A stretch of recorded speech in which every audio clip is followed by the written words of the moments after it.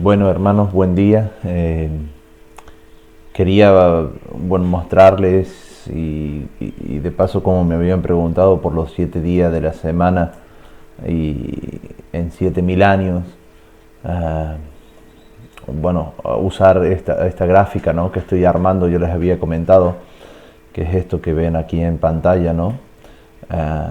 Hice el Aleph, la Tab, que es como se presentó Jesús, Yeshua en el Apocalipsis a Juan, ¿no? Como el Aleph y la Tab, eh, el, el, el sacrificio perfecto en la cruz, cargando el pecado del mundo. Y en este caso, bueno, ustedes van a ver acá una imagen de la menorá, donde por cada día, por ejemplo, en el día 1, aquí tenemos, lo hice una representación con una velita, que sería la velita de la menorá, y la explicación. Ahora les voy a mostrar la explicación, o al menos lo que yo entiendo de todo esto, ¿no? Donde cada velita o cada día corresponde a un brazo de la menorá, teniendo así como en el primer milenio, donde se cumpliría el día 1,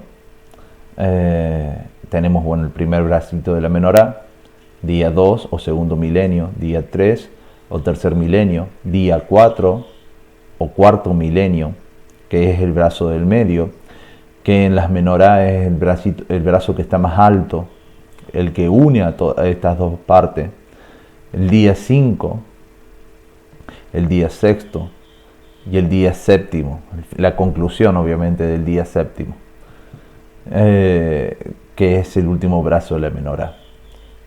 El día 4, como vamos a ver un poquito más adelante, es el brazo del medio, el brazo más alto, que normalmente es el que se usa, donde se nos explica que este es el primero en encenderse, y después con la luz, con la vela de este brazo, se encienden los siguientes brazos de la menorá. En este caso, el brazo del medio cae justo en el año 4000, y es exactamente el año en el que vino nuestro Mesías, Yeshua, a la tierra. Él es el brazo que enciende las demás luces.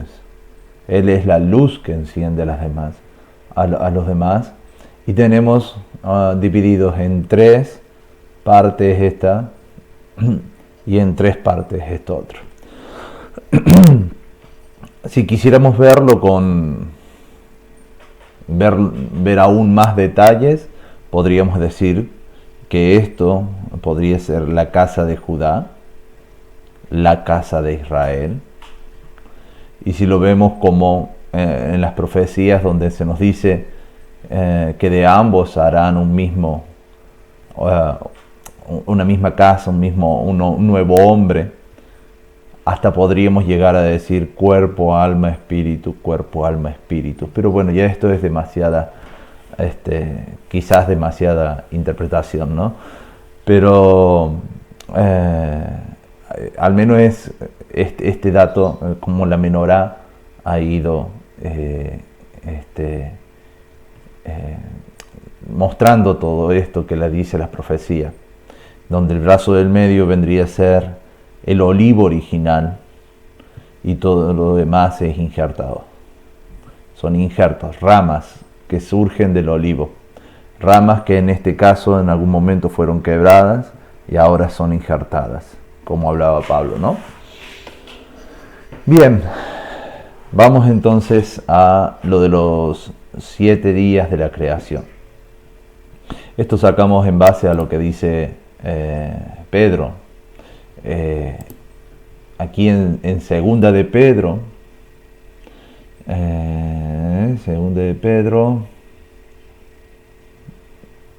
se me fue, recién lo tenía aquí, 3.8, ¿por qué se me va?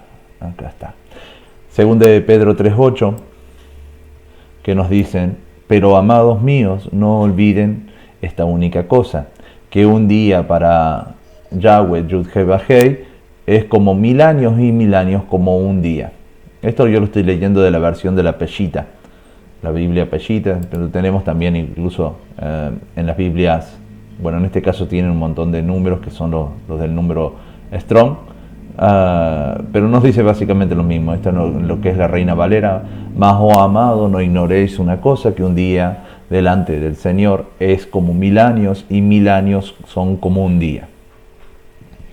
Y si nosotros leemos los versículos anteriores, nos vamos a dar cuenta de que Pedro viene hablando de la creación del mundo y de cómo muchos tienen las promesas de Dios por tardanza. Entonces, Dios no se tarda, sino que un día son como 1000 años y 1000 años como un día. Eso es lo que Pedro estaba hablando en este caso. Entonces, si un día son como 1000 años y él viene hablando de la creación del mundo, en este caso nos está llevando a Salmos 94, que en Salmos 94 se nos dice: porque 1000 años delante de ti son como el día de ayer que pasó, como la vigilia de la noche.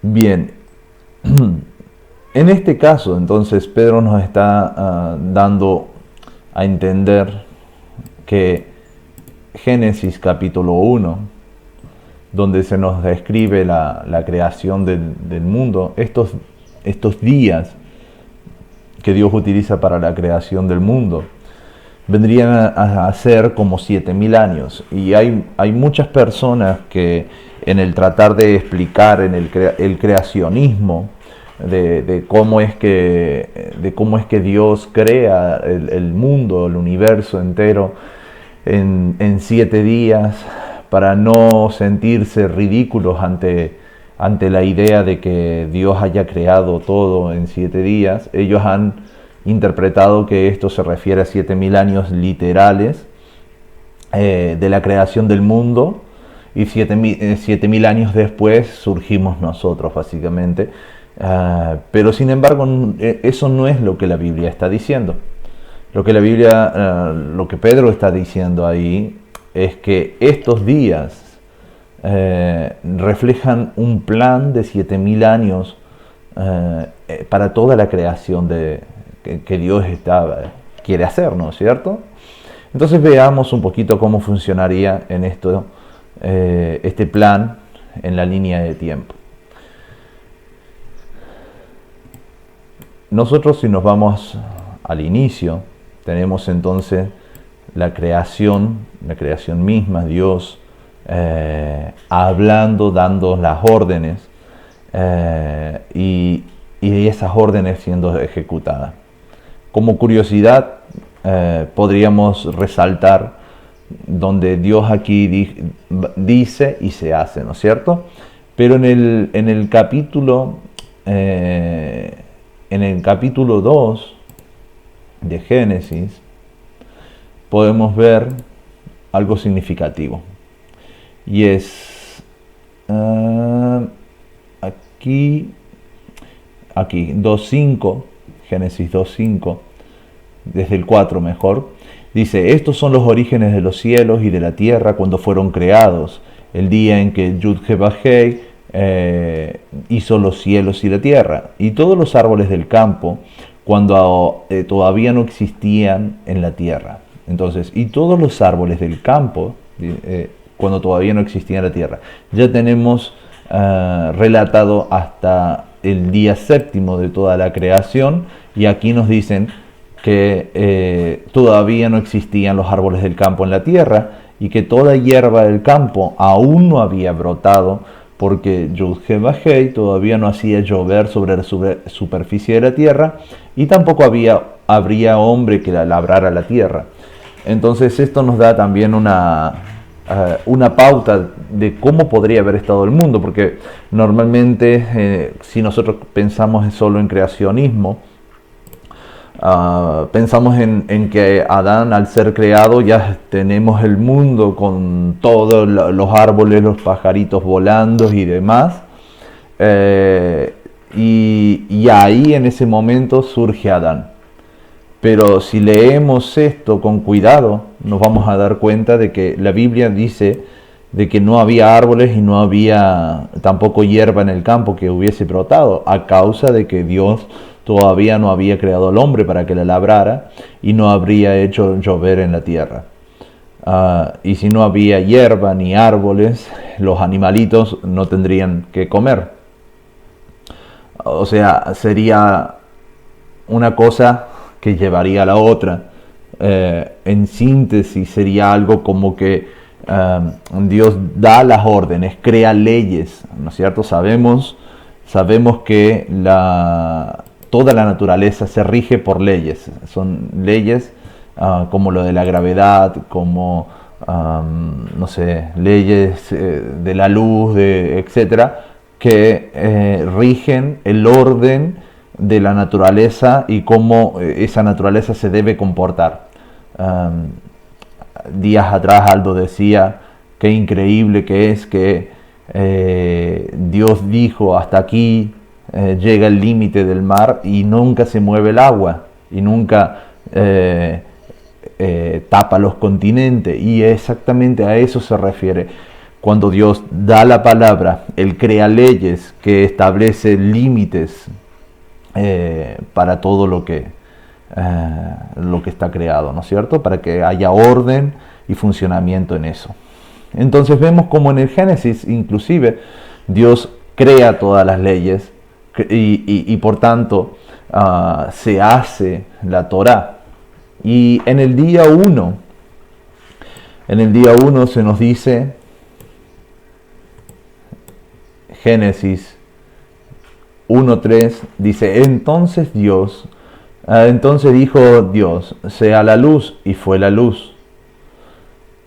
Y Dios vio que la luz era buena, entonces Dios separó la luz de la tiniebla. Y Dios llamó a la luz día, y a las tinieblas llamó noche, y fue la tarde y la mañana un día. Y esto es algo que hablaba con algunos días atrás y decía, Dios aquí nos está diciendo que crea la luz. Y después en el cuarto día, en Génesis nos dice que Él crea el sol. Y como nosotros vemos el mundo, el sol es el que determina que haya luz o no en el día. Entonces, ¿qué luz creó en este primer día? Si nosotros lo queremos ver de una manera naturalista o digamos desde ver los astros y demás, por ahí se nos puede llegar a complicar, o tal vez podríamos llegar a decir que Él creó la energía en este punto, pero ya nos estaríamos metiendo en áreas que no tenemos demasiado claro. Sin embargo, la Biblia nos da una respuesta a esto y dice, Salmo 119, 105, lámparas a mis pies tu palabra y luz para mis sendas, o lumbreras para a mis caminos, dependiendo de la versión. Y en Apocalipsis 21, 23 nos dice, y la ciudad no necesitaba de sol, ni de una luna para que la iluminen, porque la gloria de Dios la ilumina, y el Cordero es su lámpara. Entonces, lo que tenemos relatado en el día 1 de la creación es que Dios da a conocer, revela su palabra, da leyes, da la Torá. Por tanto, en el día 1 dijo Dios, sea la luz, se dé a conocer lo que yo soy, lo que mi palabra determina, lo que la Torá ha de ser, y fue la luz, fue la Torá, que es luz, lámpara para nuestra senda, lumbrera a nuestros caminos. Esto es en el día 1. Y la Biblia nos relata lo que sucede en el día 1. Tenemos la creación donde se nos relata lo de Adán. Adán peca y de acuerdo a los mismos judíos, ellos empiezan a contar desde Adán mismo, desde la creación de Adán. Y hay muchos que entran en el debate de en qué momento empezar a contar, porque los judíos dicen que es desde la creación de Adán. Si es desde la creación de Adán, cuánto tiempo pasó hasta que él pecó. Algunos dicen aproximadamente dentro de la semana y otros dicen no, pasaron 33 años. Porque esa es básicamente, a grandes rasgos, esa es la edad en la que Jesús muere en la cruz. Entonces Jesús cumple esa misma cantidad de años que estuvo Adán en el Edén para restituir. Pero son solo conclusiones, hasta donde yo sé, son solo conclusiones humanas. La Biblia aquí no nos da ninguna pista de que sea de esa forma. Como digo, hasta donde yo sé, si alguien sabe algo más, lo puede, que me lo diga, porque yo no sé más que esto. Y mientras no lo encuentre en la Biblia, entiendo que son conclusiones humanas. Pero sin embargo, aquí la Biblia nos dice que cuando Dios crea a Adán, ahí al poquito tiempo él peca, y comienza esta cronología, ¿no? Y nos dice en Génesis 5, Génesis capítulo 5, aquí tenemos la genealogía de Adán, los descendientes de Adán hasta Noé, y nos va comentando cuánto vivió Adán en este caso, hasta que engendró su hijo. Vivió Adán 130 años y engendró a su hijo a su imagen y semejanza, conforme a su imagen, y le puso por nombre Set. Y después nos dice, en el momento en que Set engendra a su hijo, dice, luego Set engendró a Enos cuando había vivido 105 años. Entonces, de los 130 años de Adán, desde el día 0 hasta el nacimiento de Set, pasaron 130 años, y hasta el nacimiento de Enos, hay que sumarle a esos 130 años 105 años, y así sucesivamente, para todo la genealogía. Y si nosotros colocamos esto en la línea de tiempo, vamos a ir viendo desde Adán a los 130 años nace Set, luego a los 105 Enos, después nace Cainán, Mahalalel, Jared, Enoc, Matusalén, Lamec, y hasta Noé. Y podemos ver justamente cómo esto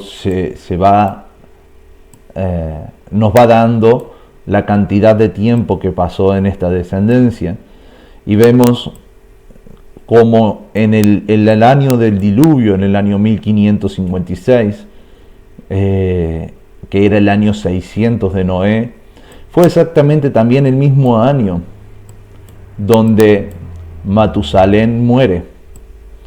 Y eso es muy curioso, porque toda esta genealogía de Génesis 5 nos transmite un mensaje muy, muy lindo para que nosotros podamos ver. Yo este mensaje lo tengo aquí en un PowerPoint, pero ahora posiblemente no lo preparé con tiempo y no sé si lo voy a encontrar rápido. Si lo encuentro rápido, si no, lo vemos por otro lado. Pero es un mensaje muy lindo, como Dios nos deja. Aquí estamos. Entonces, de los descendientes de Adán en Génesis 5, el día 1, tenemos, como habíamos dicho, en todos sus años, toda la genealogía relatada y sus significados, el significado de los nombres, donde tenemos a Adán. Esto es de acuerdo al diccionario Strong. Adán, que significa rojizo, ser humano, humanidad, ¿no es cierto? Set, que significa poner, sustituir, reemplazar, ¿no? Enos, que significa mortal. En síntesis, ustedes pueden parar el video y leer uno por uno. Yo creo que se va a ver bien. Y para hacerlo más rápido, yo he puesto aquí el resultado, digamos, de cada uno de los nombres. A ser humano, sustituido, mortal, adquiere alabanza de Dios, que es Mahalalel. Desciende, enseñar.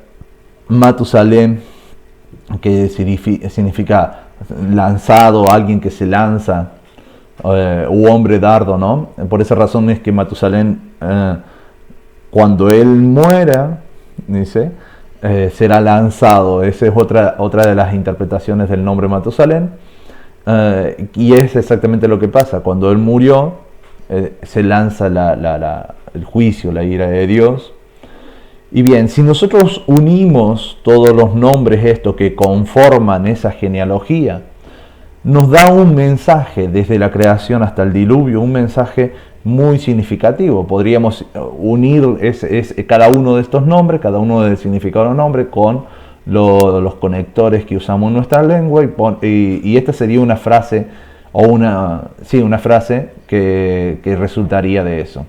El ser humano es sustituido por un hombre mortal y adquiere alabanza de Dios cuando desciende a enseñar, disciplinar, y es lanzado como poderoso para darnos reposo o descanso.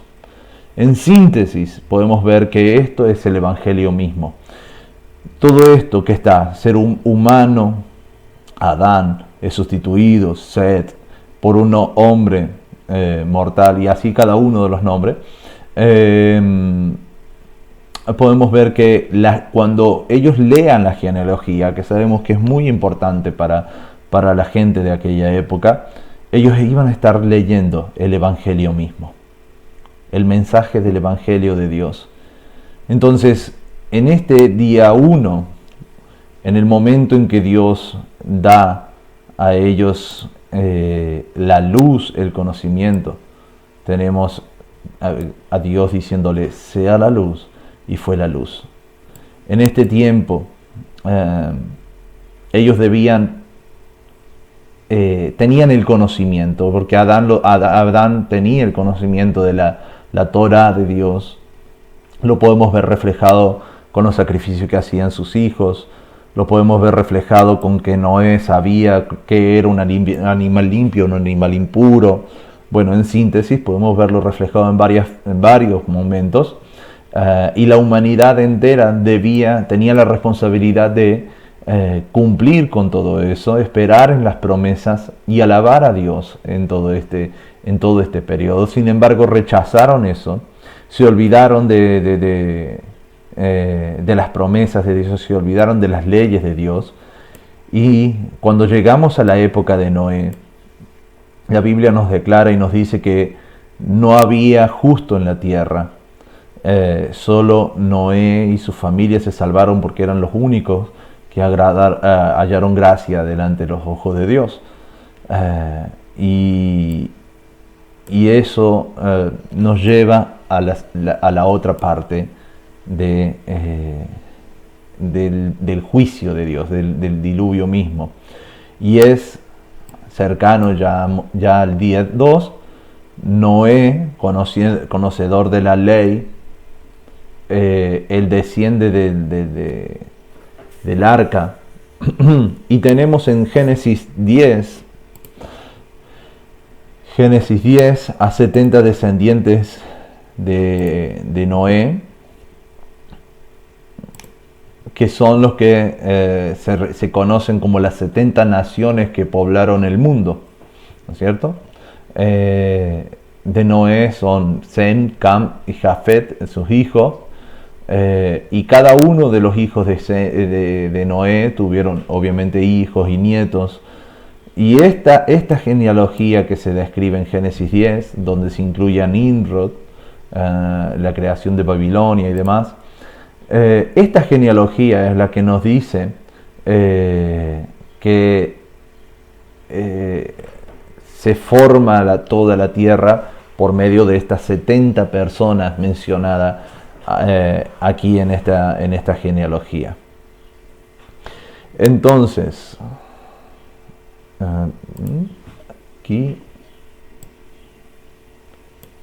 aquí tenemos en un gráfico a las 70 naciones que salen de Noé.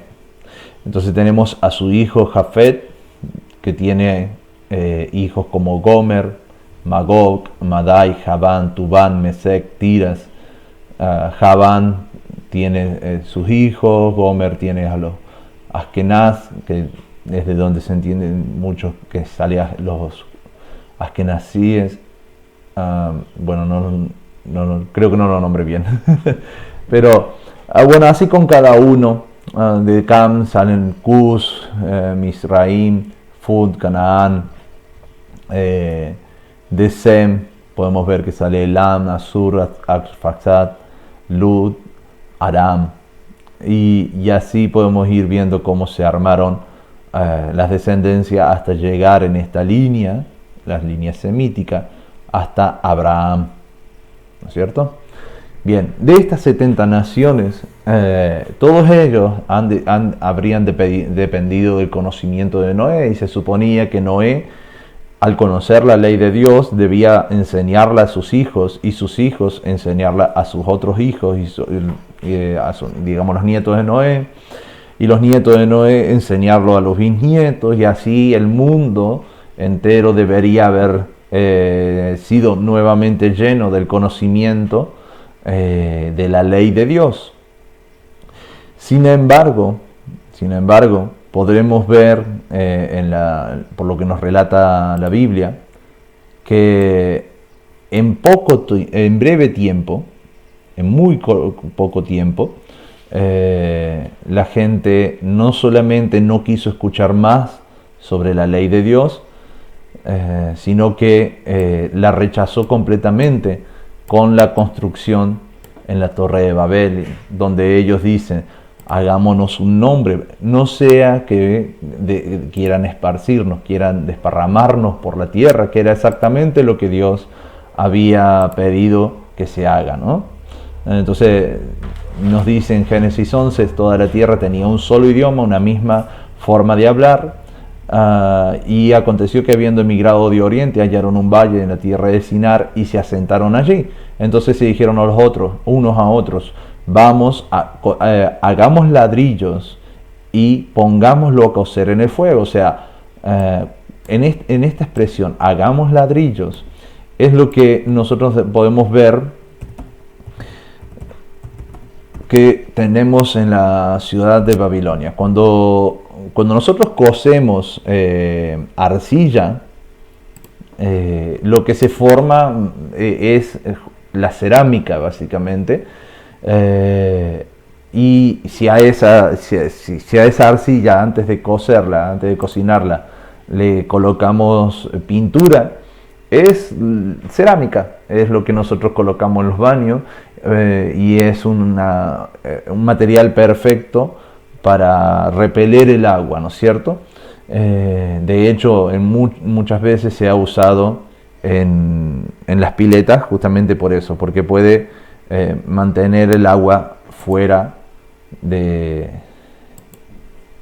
este lugar. Bueno, internet no está queriendo andar como debe ser, pero aquí tenemos en Babilonia estos mismos ladrillos que vemos acá, que son como cerámicos, cocidos de esta forma, y nos da a entender que al cocer ladrillo, hagamos ladrillos y pongámoslos a cocer en el fuego, nos da la pauta de que ellos lo que querían hacer era que repela el agua, que no sean ladrillos como por ejemplo los del adobe, que al ponerlo en el agua puede resistir un poco, pero termina cediendo. Este tipo de ladrillos no va a ceder ante el agua.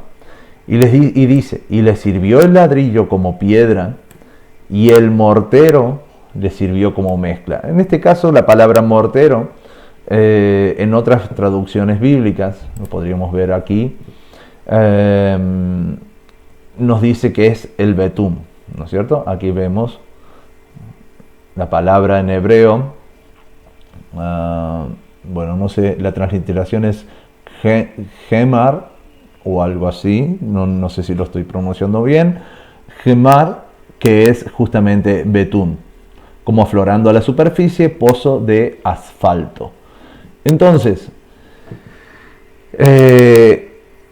podemos ver en el uso en las calles de nuestra ciudad cómo han utilizado el asfalto, o sea, la brea en sí, la brea, el betún, y es un excelente repelente del agua, ¿no es cierto? Es para que justamente el agua no se filtre hacia abajo, el agua de lluvia, y no dañe las calles. Entonces ellos utilizaron exactamente ese mismo sistema, con la intención, todo, tanto ya sea el ladrillo como al mismo tiempo el mortero, la mezcla, que sean repelentes del agua. Y se construyeron una torre que llegue al cielo y para hacerse un nombre. Si bien la expresión es una expresión, llegar al cielo, pero podemos ver la intención detrás de esto. Cuando hubo la inundación, el diluvio, ellos supieron que quedaron cubiertas las montañas hasta un par de metros. Entonces dijeron, listo, vamos a construir una torre que sea más alta que esa inundación, y si a Dios se le ocurre nuevamente esparcirnos, no va a poder destruir con agua este edificio porque es impermeable, y podemos vivir tranquilamente, hacer nuestra voluntad sin que Dios nos moleste, básicamente. Y es ahí cuando ellos rechazan las leyes de Dios, rechazan su gobierno mismo y se unen. La Biblia dice que hablaban una misma lengua, y por esa razón Dios nos deja ver y dice que ellos se pusieron en un común acuerdo, y dice Dios, no habrá nada que los haga desistir, y ahí desciende y confunde las lenguas. Pero es en todo este proceso donde surge la conclusión del día 2. El hombre rechazando las leyes de Dios, y Dios dice, Génesis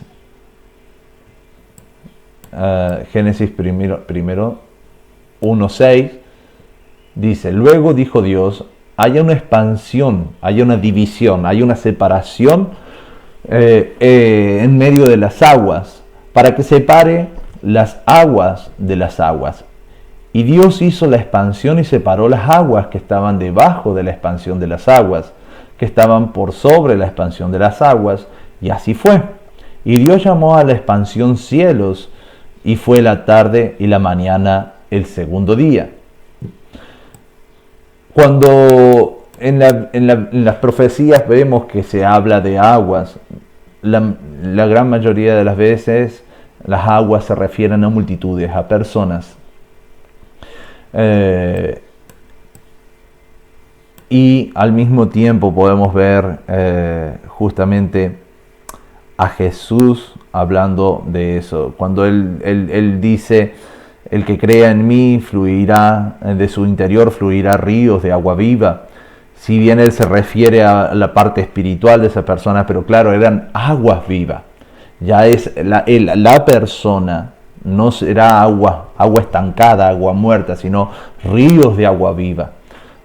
Lo mismo él está utilizando la simbología del agua para referirse a que la persona, el humano, tendrá vida interna. Génesis 12:1 nos dice, entonces Yud-Heh-Vah-Heh dijo a Abraham, vete de tu tierra y de donde tú naciste, de la casa de tu padre, a la tierra que yo te mostraré. Entonces Dios estaba pidiéndole a Abraham separarse, dividirse, hacer una expansión del resto del mundo, ser separado, ser santo. Lo mismo que nos pide a nosotros, Levítico 11:44, porque yo soy Yud-Heh-Vah-Heh, su Dios, por tanto conságrense y sean santos, porque yo soy santo. Sabemos que la etimología de esta palabra es ser separado, ¿no es cierto? Si lo vemos, Levítico 11, 44, podemos verlo aquí. Por tanto, conságrense, sean santos,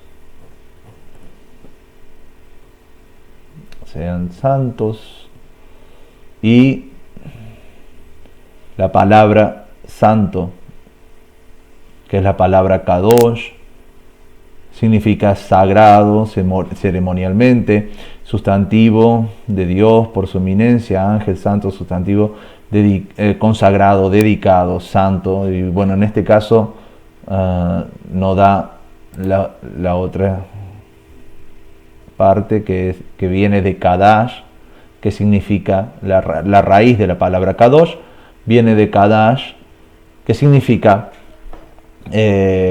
pronunciar u observar algo como limpio, apartar, separar, apartar, consagrar, celebrar, dedicar, prometer, purificar, santificar, santo, señalar. Entonces vemos cómo la palabra santo, lo que Dios nos pide, es lo que Dios le pide hacer a Abraham, que se santifique, que se separe, que haya una expansión, que haya una división, que deje de ser como, que no sea como los demás, sino que se vaya para consagrarse, dedicarse solo a su Dios. Día 2, el segundo milenio, Dios llama por medio de Abraham, llama para formar una nación. Y esa nación sería una nación santa. Esa nación sería una nación dedicada, consagrada solo para Él. Y eso es lo que Dios está formando a partir del día 2 por medio de Abraham. Y podemos ver después todo lo que sucede en los relatos bíblicos, cuando se forma esa nación, que van a Egipto. Tenemos en Egipto, después de lo que sucede con José, la formación de las 12 tribus con toda su descendencia. Nuevamente podemos leer que cuando Abraham entra a Egipto, ¿cuántas personas lo acompañaban a Abraham? No sé si ustedes se acuerdan. Ahora yo no lo preparé, es algo que me vino a la mente en este momento y es probable que no lo encuentre. Esto es Jacob. Perdón, no es cuando Abraham, es cuando Jacob entra a Egipto.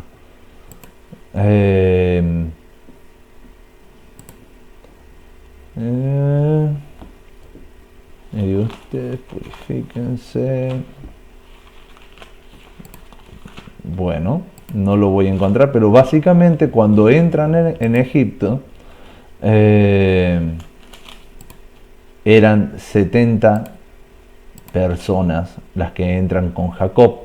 La casa de Jacob eran justamente 70 personas. Aquí tenemos a los hermanos José.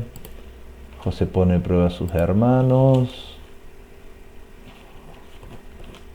Y trae a su familia.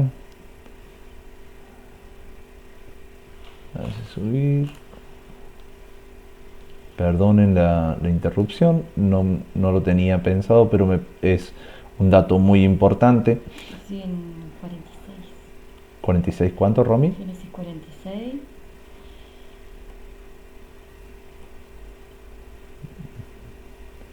Acá están. Creo que están acá. Acá, sí, 46-26. Génesis 46-26. Nos dice: todas las personas descendientes directas de Jacob que entraron con él en Egipto, exceptuando las esposas de los hijos de Jacob, fueron 66 personas en total. 66 personas. Dice los hijos que le nacieron a José en Egipto. Recuerdan que fueron los hijos que le nacieron a José en Egipto fueron 2. Las personas de la casa de Jacob que entraron a Egipto fueron 70 en total. Acá nos da la cuenta, 27. que nos da la cuenta total, 70 personas en total.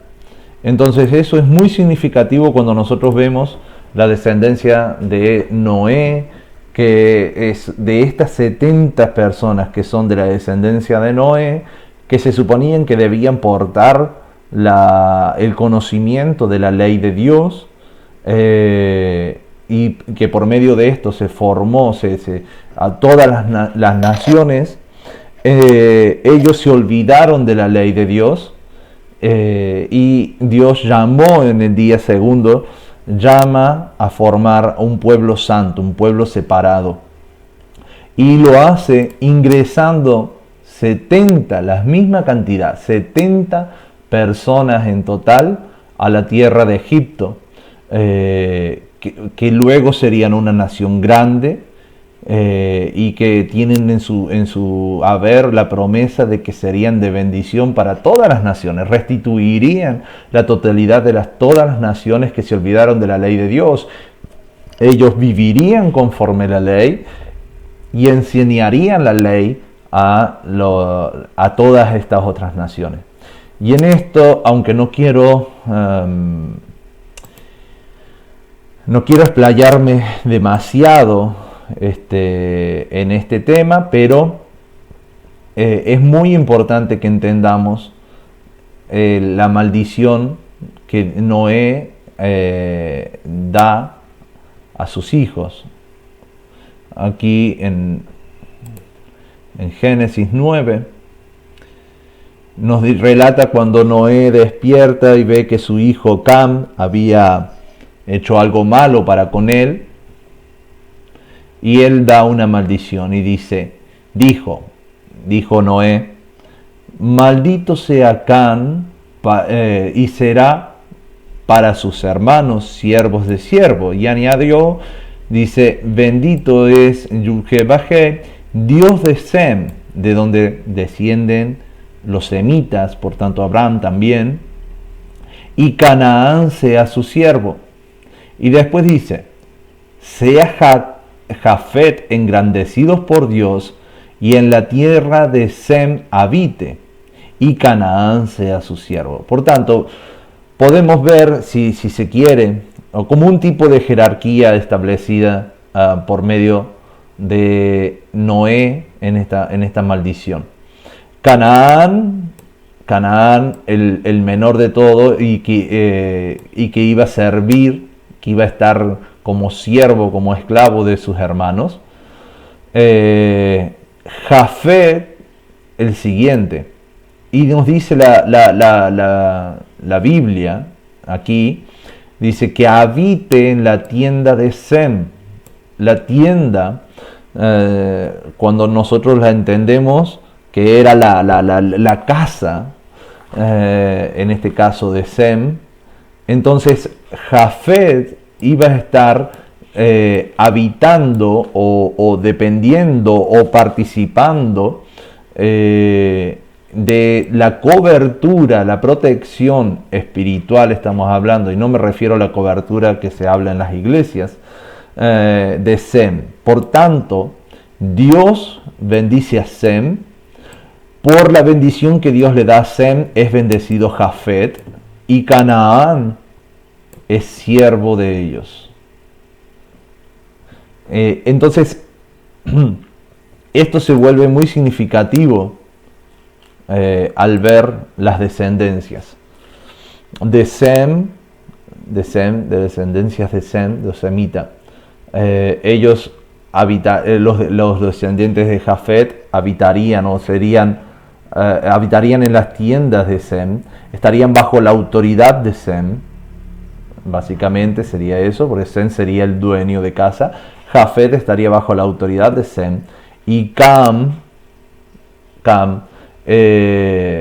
sería maldito, sería el siervo de ellos.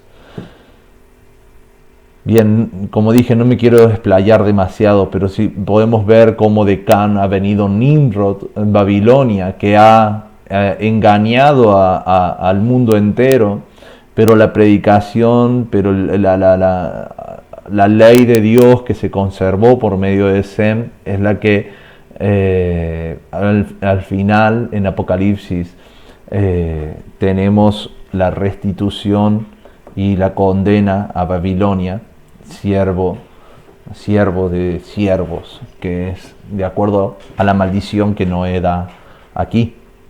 Entonces podemos ver cómo en el segundo día se ha cumplido, Dios separando a un pueblo, y llegamos hasta el tercer día, donde en el tercer día se nos dice, Génesis 1:9, dice: también dijo Dios, reúnanse las aguas que están debajo de los cielos en un lugar, y aparezca lo seco. Y así fue. Y Dios llamó a lo seco tierra, y al conjunto de las aguas llamó mares, y vio Dios que era bueno. Después dijo Dios: produzca la tierra vegetación, hierba que produzca semillas según su género, y árboles frutales que produzcan frutos según la tierra, sobre la tierra, según su género, cuya capacidad de reproducción esté en él. Y así fue. Entonces produjo la tierra vegetación, hierba que produce semillas según su género, y árboles que producen fruto con su capacidad de reproducción en él, según su género. Y vio Dios que era bueno, y fue la tarde y la mañana el tercer día. Entonces, tenemos aquí en Génesis pidiendo a Dios que primero el agua tenga sus límites y deje surgir lo seco, la tierra. Aquello donde no habría vida, que se deje ver y que se genere justamente esa vida.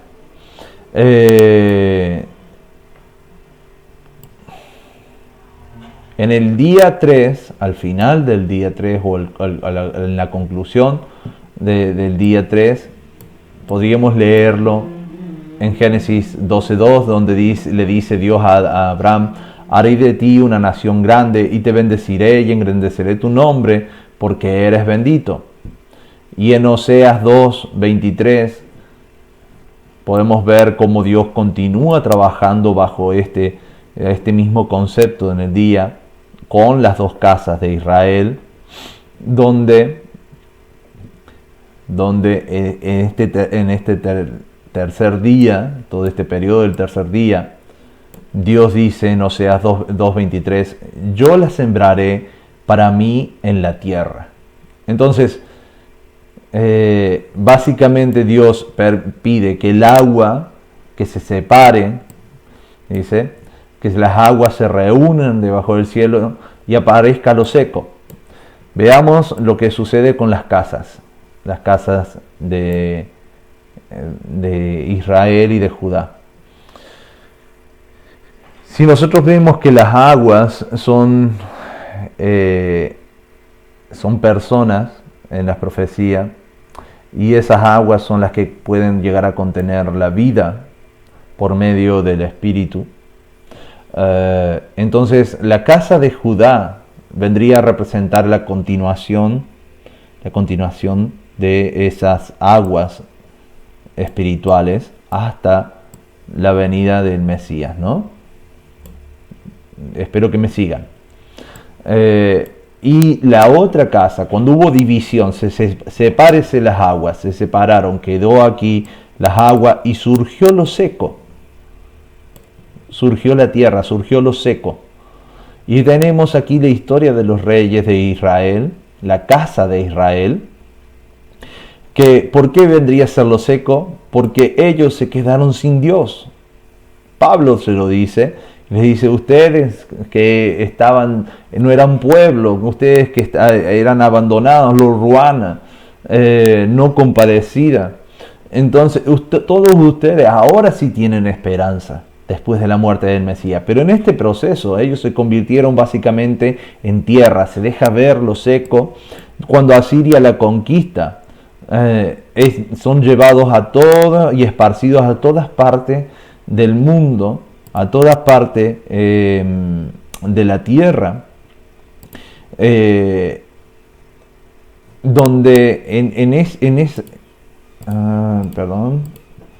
donde en ese esparcimiento, en esa perdón, que estoy concentrado tratando de encontrar, no lo voy a encontrar ahora, donde en todo ese esparcimiento Dios siembra a aquellos israelitas, de los cuales luego recogerá una gran multitud de naciones, como se lo dijo Jacob cuando da las bendiciones a Efraín y Manasés, que esto lo podemos leer, las bendiciones de Jacob a los hijos de José, en Génesis 48, ahí me va dictando Romy, y dice 48, ahora pues tu hijo Efraín,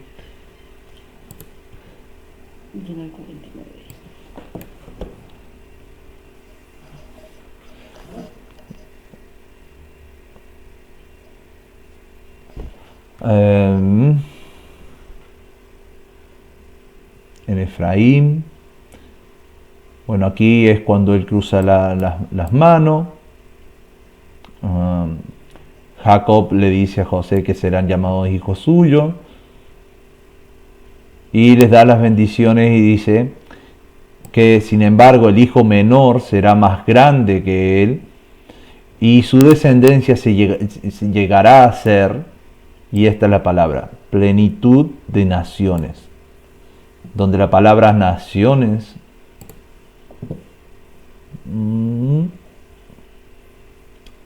bien, la palabra naciones que se me perdió acá, plenitud de, acá está, de gentiles,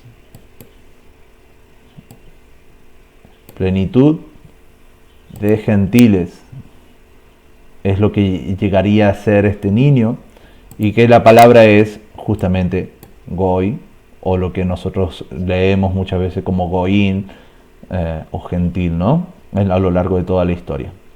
Nación extranjera, de aquí la palabra gentil, dice el diccionario. Entonces,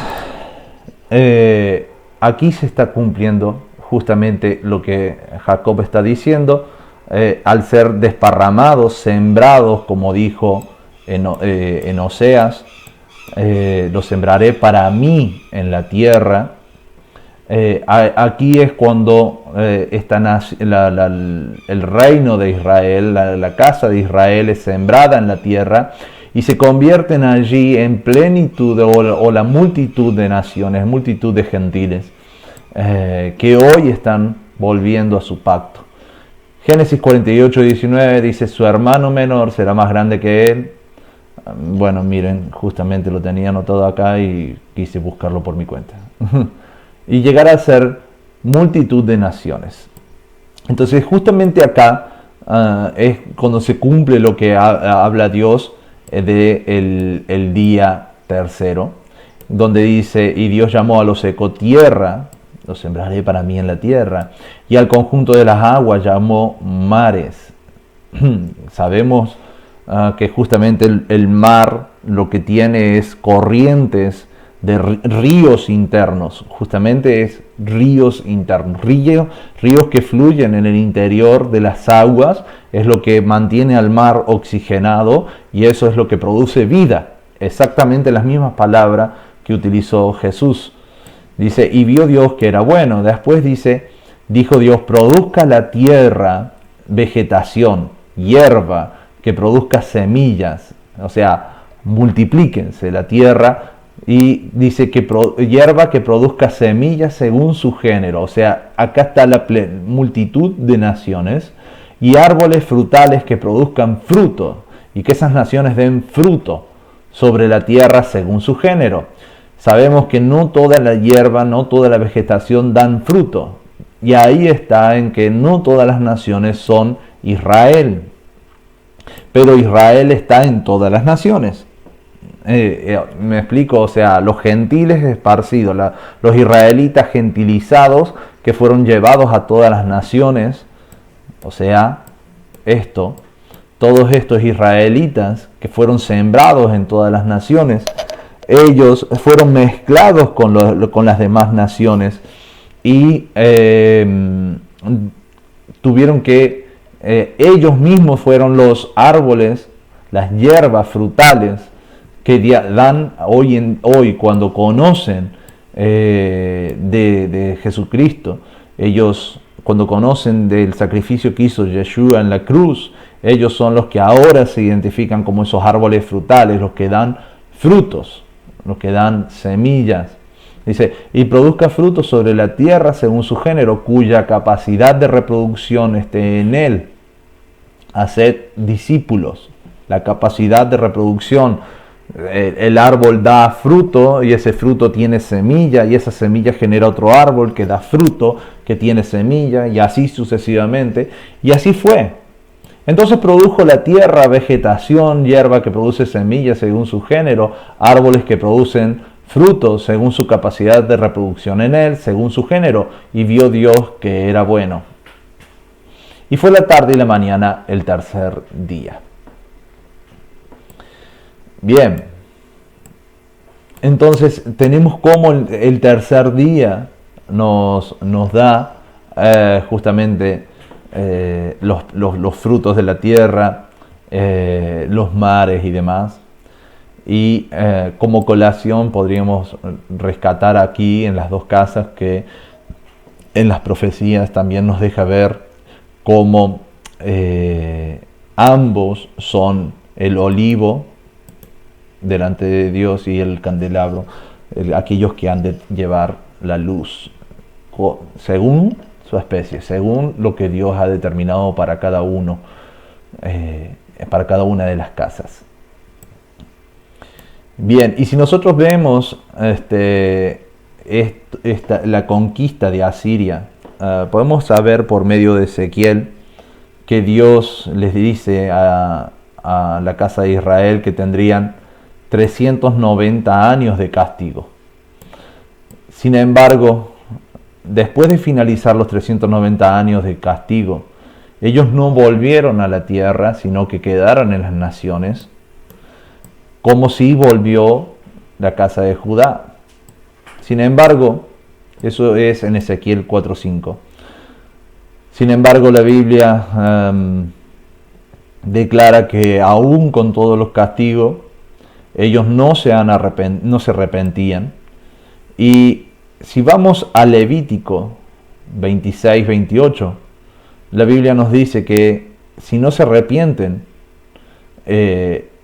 Dios multiplicaría por 7 el castigo. Y al multiplicar esos 390 años por 7, vemos que Israel es castigado por 2730 años. Si nosotros sumamos esos 2730 años de castigo, en esta época, que es cuando empezó el castigo, cuando Asiria los conquista, nos da una totalidad de 6000 años y llegamos al cumplimiento, al año 6000, para que justamente ya se acabe el pecado de la casa de Israel y puedan ambos ser una sola nación, un solo hombre.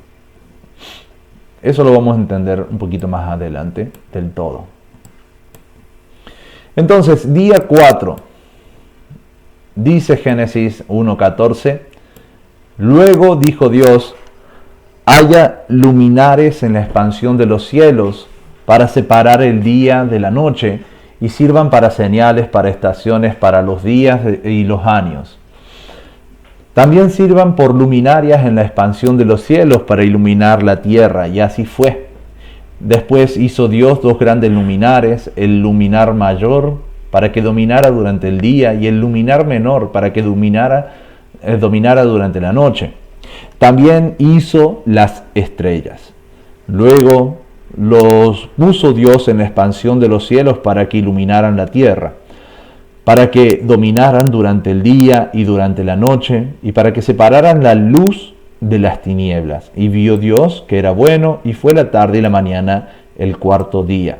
Entonces, en el día 4 Dios hace básicamente el sol, la luna y las estrellas. En el día 4 o año 4000, ¿no? Malaquías nos declara sobre Yeshua, dice: pero a ustedes, los que tienen temor de mi nombre, les resplandecerá el sol de justicia. Y si nosotros vemos a Apocalipsis capítulo 12, nosotros podemos ver que hay una mujer, dice: después una gran señal apareció en el cielo, una mujer vestida del sol de justicia, con la gloria de Dios, con la luna bajo sus pies. La mujer justamente era Israel. La luna podemos ver cómo representa a la iglesia, a los santos, y una corona de 12 estrellas sobre su cabeza. Las estrellas, los apóstoles, los enviados. Y estaba embarazada y gritaba a causa de dolor de parto, y bueno, podemos después leerlo, ¿no? En el Apocalipsis utiliza esta misma simbología, sol, luna y las estrellas, para describir a una mujer encinta que está por dar a luz. Y aquí es donde nos conecta Apocalipsis con este mismo día. Y este día es justamente la venida del Mesías. Es cuando viene Yeshua aquí al mundo a hacer su obra de redención. Es en este momento donde se revela el sol de justicia, donde la iglesia ahora tiene la corona de las 12 estrellas, los apóstoles, la Quejilá, que venía desde el desierto mismo, formada por Dios. Aquí ahora tiene la corona de los 12 apóstoles y da a luz a una multitud de descendencia, donde por medio de Pablo recorre el mundo entero predicando a los gentiles, a aquellos israelitas que se habían gentilizado, para que vuelvan al pacto. Ahora podían volver al pacto por la muerte y resurrección de su amado, de Yeshua HaMashiach. Entonces, en el cuarto día tenemos al sol de justicia, a la luna, la iglesia, que debe reflejar. La luna debe reflejar, no tiene luz propia. La luna sin el sol, la luna es opaca, no se puede ver, no brilla, no tiene nada. Y eso es nuestra vida. Nosotros hemos de reflejar la luz del sol, la luz de nuestro amado. No dar nuestra propia opinión, sino hablar las palabras de Él. Como lo hizo Jesús: yo solo he hablado lo que mi Padre me dijo que hablara. Nosotros tenemos ese desafío como luna, como iglesia. Hablar solo las palabras que Dios, nuestro Padre, que nuestro amado nos da. Pablo, diciendo de esto, dijo que la mujer calle en la congregación, y si en alguna cosa tiene duda, le pregunta a su amado en lo secreto, y luego obviamente ahí conocerá todo. Y esto es justamente nuestra tarea. Si nosotros tenemos alguna duda en lo escritural, no hablemos por hablar, sino preguntemos a nuestro amado en secreto. Yo no digo que lo que estoy enseñando aquí sea 100% verdad, pero en mi corazón no hay duda, y para mí esto, así como lo explico, hermanos, es como en mi corazón arde mi corazón cuando leo todo esto, por la perfección de Dios al hacerlo. Ahora, no quiere decir, como les digo, que no esté equivocado. Tranquilamente, obviamente me puedo haber equivocado en varias cosas. Día 5. Bueno, tenemos aquí entonces en el día 4 el libro de los Hechos. Básicamente todas estas cartas que vemos aquí, todo esto fue escrito en un corto lapso de tiempo. En esta parte de la línea de tiempo, y se produjo todos estos libros y teniendo el Apocalipsis. En este caso, yo como entiendo el Apocalipsis, no todos lo entienden de la misma forma, pero es un relato histórico que cubre desde, se une con el libro de Daniel, cubre la parte de Jesucristo hasta el fin de los tiempos, donde se da inicio al cielo nuevo y tierra nueva, ¿no es cierto? Así es como lo entiendo yo el Apocalipsis. No voy a hacer un estudio de este libro ahora, pero el Apocalipsis cubriría justamente toda esa línea de tiempo, y podemos ver que no hay ninguno, con todos los libros del Antiguo Testamento, no hay ninguno que deje un hueco en la historia. En la supuesta parte que es de silencio, el libro de Daniel, por medio de las profecías, nos hace saber de que hay cumplimiento. Las 69 semanas o las 70 semanas, donde en la 69, en la semana posterior a las 69, se le quitaría la vida al Mesías. Y cuando Daniel pregunta hasta cuándo duraría todo esto, el ángel le dice hasta 2300 tardes y mañanas. Que si 2300 tardes y mañanas son 2300 años, y nosotros sumamos desde que el ángel le dijo esto, en el año, son unos 730 y algo de años antes. Cuando nosotros lo sumamos y le sumamos 2300 tardes y mañana, llegamos exactamente también, nuevamente, junto con la casa de Israel, llegamos al año 6000. Entonces, el ángel ya le estaba declarando a Daniel que la prevaricación, el pecado, habría de terminar 2300 años después. Esto sumaría el año 6000. Y Dios, por medio del Levítico, había declarado que el castigo por 7 a la casa de Israel terminaría también en el año 6000. Acá ustedes ven una diferencia en la duración de esto, pero es para no tapar este dibujo. Esta línea verde tendría que llegar aquí, al año 6000. Bien, entonces día 5. En el día 5 dice, Génesis 1 al 20, y dijo Dios: produzcan las aguas gran cantidad de criaturas de almas vivientes y aves que vuelen sobre la tierra, sobre la faz del extendimiento de los cielos. Si Dios hace en el día 4 los mares, o sea, pide que se junten y que se forman los mares, perdón, estoy hablando otra cosa. Entonces acá dijo entonces Dios: produzcan las aguas gran cantidad de criaturas de alma viviente y aves que vuelen sobre la tierra, sobre la faz del extendimiento de los cielos. Y creó Dios los grandes dragones y todo animal que vive, que las aguas produjeron según sus naturalezas, toda ave de alas según su naturaleza, y vio Dios que era bueno.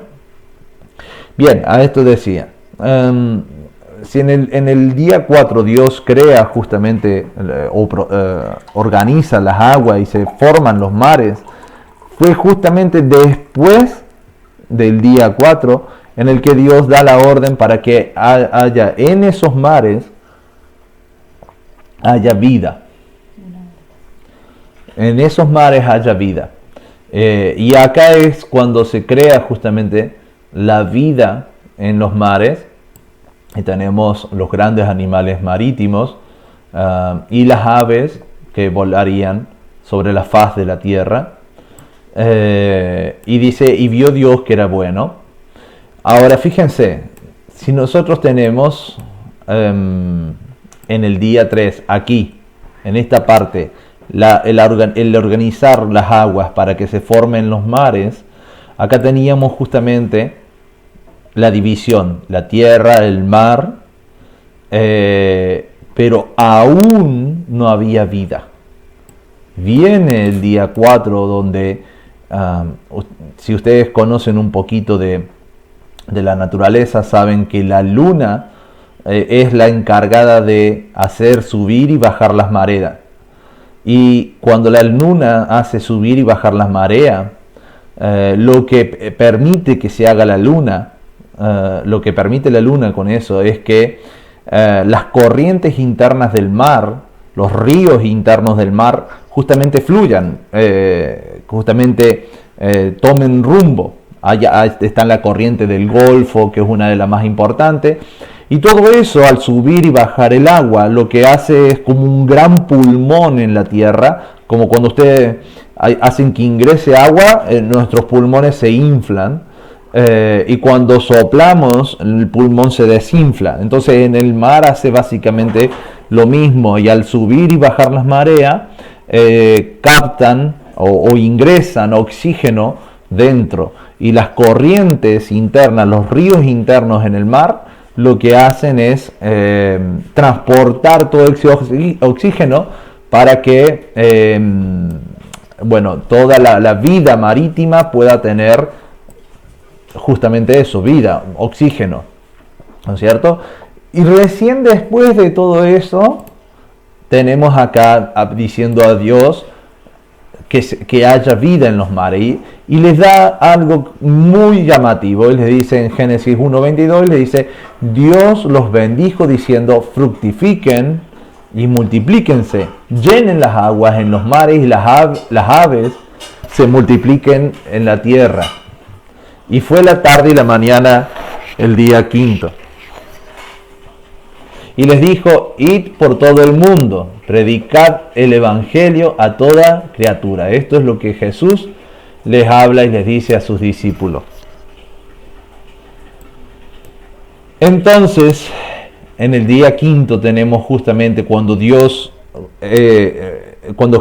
cuando Yeshua le dice a sus discípulos: vayan y traigan nuevamente al pacto a todos aquellos, y le diga, como dice Pedro, a ustedes que se les dijo: ya no son mi pueblo, ahora se les dicen: ustedes son nación santa, real sacerdocio adquirido por Dios. Entonces es en el día quinto donde empieza la multiplicación. Hay historiadores que nos dicen que si Roma hubiese matado a los cristianos, a todos los cristianos, entonces el imperio se quedaba sin personas, sin gente. A tal punto era la multiplicación. Y luego de eso comenzó una época, como quien dice, de desierto, desértica, donde esto no es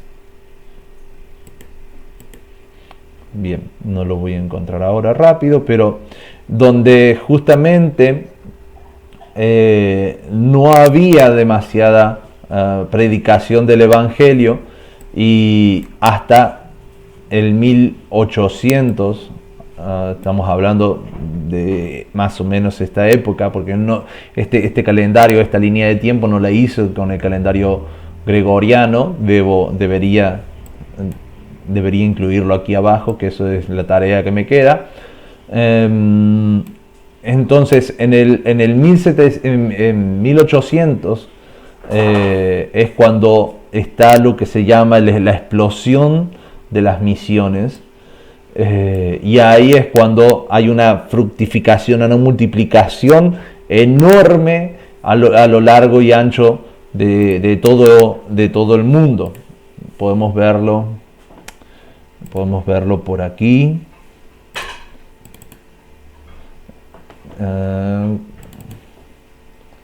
Perdón.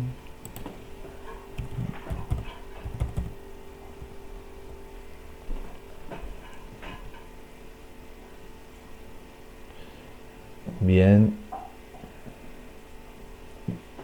Canciones.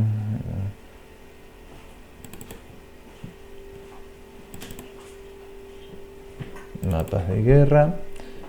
Religión.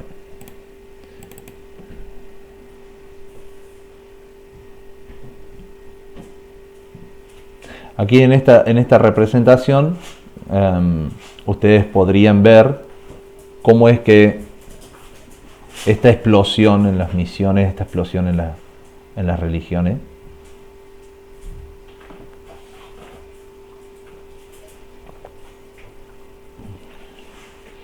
aquí tenemos entonces el año, de acuerdo al calendario De acuerdo al calendario gregoriano, año 2800 a.C. aproximadamente, nacimiento de Krishna y nace el hinduismo. Ya para el año 2000 tenemos el nacimiento de Abraham y nace el judaísmo, la conquista de Canaán. Y ya para el 480, Jerusalén, cerca del 480, Jerusalén es saqueada, se va del mapa del judaísmo, nace el budismo. 33 después de Cristo nace el cristianismo, según este mapa, obviamente, y vemos cómo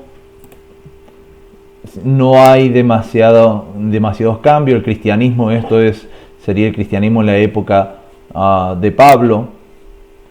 De más está decir que este mapa no lo hizo un cristiano, lo hace una empresa que se dedica, como hace este mapa, hace mapas sobre geografía, sobre política y demás. Y estos son los datos que maneja el mundo entero, ¿no? Entonces, tenemos aquí creciendo el budismo, el hinduismo, el cristianismo. Y ya llegando al año 600, nace Mohammed, y por tanto nace el Islam. Como podemos ver, todavía el cristianismo no superaba lo que es Europa, no superaba los límites del Imperio Romano, el cristianismo. Nace Mahoma y surge el Islam. Todas las conquistas musulmanas y el cristianismo forzosamente se está yendo a otros lugares, pero todavía con muy poca expansión. Ya estamos llegando al año 1400 aproximadamente, cuando se hacen las cruzadas, y tenemos el cristianismo luchando contra el Islam.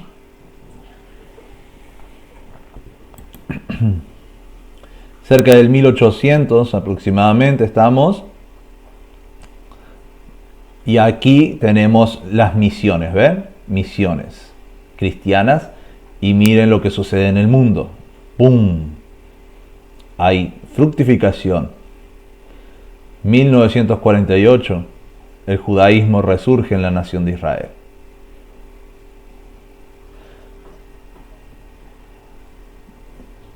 Aquí este mapa que fue hecho por una empresa secular nos muestra justamente lo que nosotros estamos hablando, de lo que Dios declara en el día 5. Tenemos después el día 6 y nos dice en el día 6: después dijo Dios, produzca la tierra criaturas vivientes según su especie, ganados, reptiles y bestias de la tierra según su especie. Y así fue. E hizo Dios las grandes bestias de la tierra según su especie, el ganado según su especie, y todos los reptiles de la tierra según su especie. Y vio Dios que era bueno. Entonces dijo Dios, hagamos al ser humano según... Bien, antes de ir al ser humano, vamos con la primer parte del día 6. La tierra que produzca animales según su especie. Y tenemos justamente, después de esta parte, en este último milenio, en la última parte del día 5, camino al día 6, donde se produce lo que es la Reforma Protestante. Y se produjo, aparte de la multiplicación en cuanto al cristianismo, se produjo un montón, muchísima cantidad de criaturas vivientes según su especie. Lo que hoy conocemos como las denominaciones. Ganado, reptiles, bestias de la tierra según su especie. Si nosotros Si nosotros tenemos en nuestra mente la simbología del libro de Daniel o el libro de Apocalipsis, donde las bestias, que eran justamente animales representados como animales, eran imperios, eran gobiernos, entonces podemos entender en el día 6 que se refiere justamente a eso, Dios hablando aquí. Y si Dios se refiere a eso, entonces ¿cómo es que lo conecto con la denominación? Bueno, una de las etimologías que se entienden para denominación es una pequeña nación o un pequeño gobierno, ¿no es cierto? Esa es una de las formas de entender la palabra denominación. Y es algo que nosotros podemos ver cuando vamos a una iglesia, o el conocimiento que tenemos de una iglesia es justamente un pequeño gobierno. Tiene su propio rey, su propio presidente, un cuerpo de lideranza, una parte administrativa, misiones a los extranjeros. Podemos ver todo lo que conforma una nación en cada iglesia, en cada denominación. Y es justamente a eso, la multitud, lo que se produzca toda esa diversidad de criaturas vivientes en el día 6. Sin embargo, después Dios dice, entonces dijo Dios, y fíjense que hay otro detalle, es que a todos estos reptiles, estas bestias, Dios no los bendice como sí bendijo a los peces del mar, diciéndole multipliquen y fructifiquen. Pero después dice Dios, hagamos al ser humano según nuestra imagen, conforme a nuestra semejanza, y tenga dominio sobre los peces del mar, y sobre las aves del cielo, sobre el ganado, y sobre toda bestia de la tierra, sobre todos los reptiles que se arrastran en la tierra. Creó pues Dios al género humano conforme a su imagen, a imagen de Dios lo creó, varón y mujer los creó. Y los bendijo Dios diciendo, sean fecundos y multiplíquense, llenen la tierra y sojúzguenla, y tengan dominio sobre los peces del mar, sobre las aves del cielo, y sobre el ganado, y sobre toda criatura viviente que se arrastra sobre la tierra. Luego dijo Dios, he aquí les he dado la hierba que produce semilla, ya hemos visto esto, para ser sembrada sobre la superficie. Lleven el evangelio, hagan discípulos de toda la tierra, y todo árbol frutal, Israel, árbol cuya semilla de simiente se siembre, les servirá de alimento. Siembra y cosecha. Y cuando toda bestia del campo, en cuanto a toda bestia del campo, a toda ave del cielo y a todo lo que se arrastra sobre la tierra, que tenga alma viviente, toda hierba verde, todo lo que no es Israel, le servirá de alimento. Y así fue. Entonces, al hombre le da toda hierba que produce semilla, todo lo que da fruto, todo lo que genera vida, sembrada sobre la superficie de la tierra, y en especial todo árbol frutal, Israel, aquel que fue plantado en la tierra, árbol cuya semilla se siembre, le servirá de alimento. En cuanto a todos los demás, todas las bestias del campo, todos los animales, las aves del cielo y demás, dice que toda la hierba verde le servirá de alimento. O sea, todo el resto de los vegetales, de las plantas, será para aquellos que no son parte de su pueblo, básicamente. Y vio Dios todo lo que había hecho, y aquí era bueno en gran manera, y fue la tarde y la mañana el día sexto. Y sabemos, al mismo tiempo, acá vemos como Dios les dice al hombre, sean fecundos, multiplíquense, llenen la tierra, lo mismo que le dice a los peces del mar, con la diferencia de que aquí le agrega, sojúzguenla y tengan dominio sobre los peces del mar. Ahora, ¿Qué pasa en el día sexto, en la creación? Las denominaciones, pero al mismo tiempo, en el sexto día es cuando se termina el pecado y se unen las dos casas de Israel, se unen y se hacen una sola casa, y como declara Efesios, son un solo hombre, ya no son dos, son un solo hombre unido a su amado. Y es allí cuando las dos casas encuentran la verdad, se unen en una misma fe, donde ellos tienen autoridad y están capacitados para sojuzgar y dominar, inclusive a los peces del mar, y a las denominaciones. ¿Cómo? Hablando de la verdad, predicando de la verdad. Y el día séptimo nos dice, en Génesis 2:1, dice, así fueron terminados, así es como acabó Dios las obras. Dice, así fueron terminados los cielos, la tierra y todas sus huestes. Y fue en el sexto día que Dios terminó sus obras que había hecho y reposó en el séptimo día de todas sus obras que había hecho. Por tanto, Dios bendijo el séptimo día y lo santificó, porque en él reposó de todas sus obras que Dios había creado para que existieran. Y sabemos que al menos en cuanto a la costumbre, en el día séptimo, en nuestro Shabbat, los mismos israelitas, los mismos judíos tienen como costumbre tomar vino, comer carne y comer pan. Lo mismo que entendemos que se hace en la Pascua, más allá del sacrificio, ¿no? En el reposo. Y podríamos hablar de los sacrificios para el milenio, pero eso, bueno, no viene al caso ahora.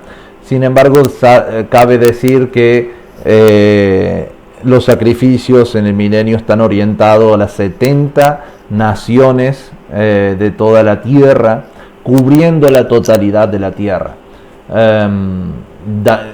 Me encantaría poder explicarlo, pero me llevaría una hora más explicar solo eso, y es algo que ahora no viene al caso. Pero sin embargo sí podemos decir que el séptimo día lo que nos está mostrando es un milenio de paz, de reposo, de reino perfecto de Cristo. Y luego, después de este milenio, cuando Satanás es soltado, como nos dice Apocalipsis, y que viene una de las guerras de Gog y Magog, tenemos el día del juicio, el Yom Kippur, que al mismo tiempo este Yom Kippur, ese día del juicio donde Dios separa el trigo de la cizaña, es donde se hace expiación, y por tanto tenemos el cumplimiento de la circuncisión. Si alguna vez se preguntaron por qué Dios ordenó circuncidar en el octavo día del niño, no antes, tenemos 7 días de la creación, y en el octavo día ocurre la circuncisión, se elimina el pecado y tenemos una nueva criatura, cielo nuevo, tierra nueva, circuncidados, sin pecado, viviendo una eternidad con nuestro amado. Y bien, había planeado poder explicar el factor Melquisedec para que ustedes puedan ver de forma con todas las fuentes y de forma práctica cómo es que se cumplió todo esto, pero por ahí lo dejo para otro video donde pueda mostrarles justamente esto, ¿no? de que yo Le llamo factor Melquisedec por un libro que se titula de esa forma, ¿no? Donde tenemos en esto del factor Melquisedec el testimonio de Dios a lo largo y ancho del mundo entero. Donde aquí tenemos, por ejemplo, Atenas, los cananeos, incas, cómo los incas tenían el conocimiento del Dios verdadero, los Santal en la India también tenían el conocimiento del Dios verdadero, los Gedeos en Etiopía, conocimiento del Dios verdadero, los Umbaka también en África, en China y Corea, cómo es que tenían el conocimiento del Dios verdadero. Después tenemos a los Karen en Birmania, los Kachin también en Birmania, los Lao, los Hua, los Shang, los Kui, los Lisu, los Naga, los Mizo. Los Mizo en India es algo increíble lo que Dios ha hecho en todos ellos. Todas estas, los Mizo, los Kui, los Huay, los Lao, tenían una característica muy parecida, y era que ellos entendían el conocimiento de Dios, y básicamente se cierra en esto: Dios entrega un libro al pueblo, el pueblo pierde el libro, y los misioneros llegan, y el libro que los misioneros llevan en sus manos, la Biblia, es lo que todos esos pueblos reconocieron que era el libro perdido, el libro que había perdido ese pueblo, el conocimiento perdido que tenía el pueblo, y le explican al pueblo, los misioneros, la voluntad de Dios, y entregan el Evangelio para ellos, para la gloria a Dios por sus planes perfectos, ¿no? Entonces, Dios entrega al pueblo una profecía de que vendría alguien en su nombre para devolver ese conocimiento, y el pueblo la espera mucho tiempo, y volvemos lo mismo, los misioneros. Esta organización, esto que les explico acá, todo esto lo vemos en cada uno de estos pueblos, por ejemplo. Bueno, esta es una situación que el pueblo los Mizos en la India han vivido, y tienen este video en particular donde esta mujer cuenta la importancia del arroz en la India. Ahora no lo voy a poner, pero después en otra parte lo podemos ver, la importancia del arroz, que ella incluso en los huecos de la rata que tiene en la casa busca arroz, de la pobreza que ellos tienen, y el arroz para ellos es vida prácticamente, es el pan del día a día. Y después aquí tenemos otro video que es justamente los Mizos. Esta es la aldea de los Mizos, Mizoram en la India. Es 98% cristiana hoy en día, porque cuando le llevaron este mensaje del Evangelio, ellos reconocieron al Dios que en algún momento habló a sus antepasados. Se hicieron 98% cristianos, y ellos instauraron lo que se llama un puñado de arroz. Y ellos cada vez que cocinan separan un puñado de arroz y lo llevan como ofrenda a su iglesia. La práctica le llaman buffet time, que justamente significa un puñado de arroz. Y después a ese arroz, que ellos lo dan como diezmo, como ofrenda, lo vende la iglesia, y con esa venta han logrado recaudar millones y millones de dólares.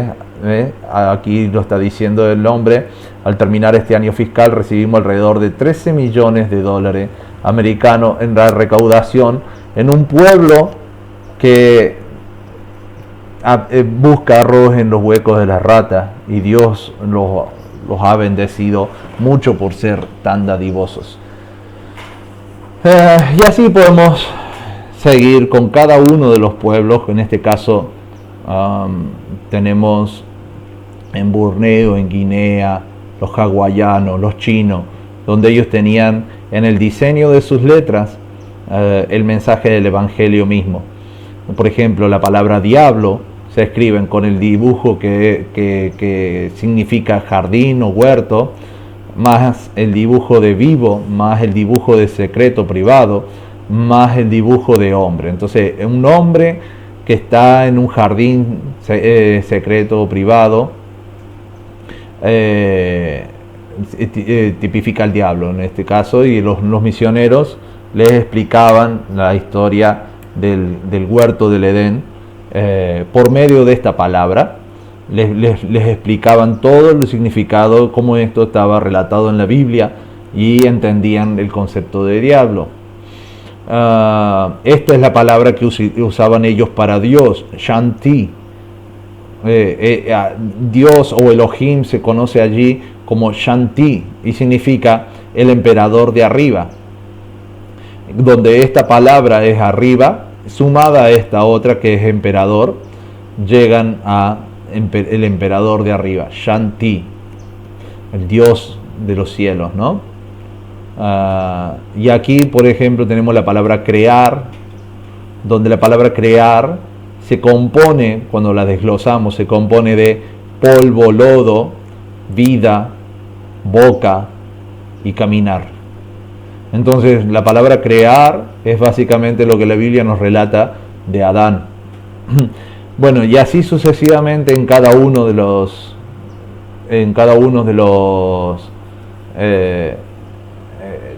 de los lugares en el mundo podemos ver el cumplimiento de la palabra de Dios, en cumplimiento de Eclesiastés 3:11, donde dice: Dios colocó la eternidad, el conocimiento del Evangelio en el corazón del hombre. Él preparó el corazón del hombre para recibir su Evangelio. Esto lo hizo por medio de su actuar a través de la historia, y hasta la ciencia testifica a Dios. Bien, esto está muy ligado con esta parte. El conocimiento de Dios que comienza en ese desparramar de sus leyes, comienza aquí, donde todos ellos, conscientemente de que le iban a dar la espalda a Dios y a sus leyes, al conocimiento del Evangelio, fueron desparramados por toda la tierra, y ahora Dios estaba sembrando a su pueblo santo, escogido, en todos los lugares donde se habían desparramado aquello, y se despiertan los verdaderos israelitas, los verdaderos gentiles que confiaron incluso en esta época, que confiaron y tuvieron un corazón temeroso de Dios. Hoy en este punto es que Dios siembra a los líderes, siembra a los que tienen el conocimiento verdadero, para que cuando venga el Mashiach y envíe a sus discípulos a las estrellas, ellos puedan ver la multiplicación, la fructificación, y aquí ver cómo se forma un nuevo hombre. Entonces, hermanos, con esto tenemos todas las luces de la menorá encendida. Estamos al borde de encender la última de las luces, al borde de comenzar los 1000 años de paz. Estamos en un punto crucial de la historia. Espero que les haya gustado y que sea de bendición para sus vidas, y en lo que ustedes hayan notado que me pudo haber equivocado, que me ha faltado información, pueden estar avisándome, comentándomelo, así corrijo o agrego o descarto información. Dios los bendiga.